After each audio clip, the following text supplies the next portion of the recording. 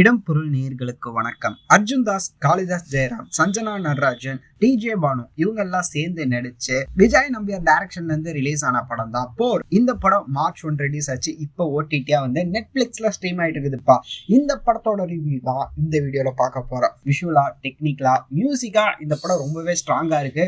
ஸ்டோரியா ஒன்லைனா பார்த்தோம்னா நல்லா இருக்குது. ஆனா வந்து எடுத்திருக்க விதம் ஸ்கிரீன் பிளேவா பார்த்தோம்னா வந்து கொஞ்சம் ஆவரேஜ் அப்படின்னு தான் சொல்லி ஆகணும். பல விஷயத்த டீல் பண்ணணும் அப்படிங்கிற மாதிரி சொல்லி நிறைய விஷயத்த திணிச்ச மாதிரி இருக்குது.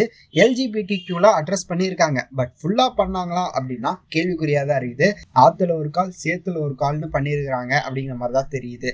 2 பேர் அழிச்சுக்கிறாங்க, 2 பேரும் ஹீரோ. கிளைமேக்ஸ்ல இதானப்பா அப்படிங்கிற மாதிரி நம்ம கெஸ் பண்ற அளவுக்கு தான் இந்த படம் ஃபுல்லாவே இருக்குது.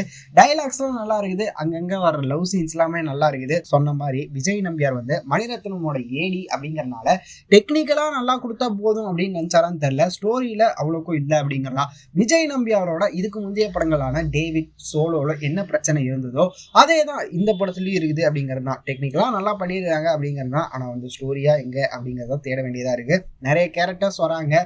ஒரு 4-5 கேரக்டருக்கு மட்டும்தான் பேக் ஸ்டோரி இருக்குது அப்படிங்கிற மாதிரி தான் இருக்கு. மற்றவங்களுக்கு எல்லாம் இருக்கணும்னு அவசியம் இல்லை அப்படின்னாலும் அவங்களுக்குன்னு ஒரு இம்பார்ட்டன்ஸ் கொடுத்துருக்கலாம் அப்படிங்கிறது தான். போர் அடிச்சா பார்க்கலாம் அப்படிங்கிறது தான், வேற ஒன்றும் இல்லை.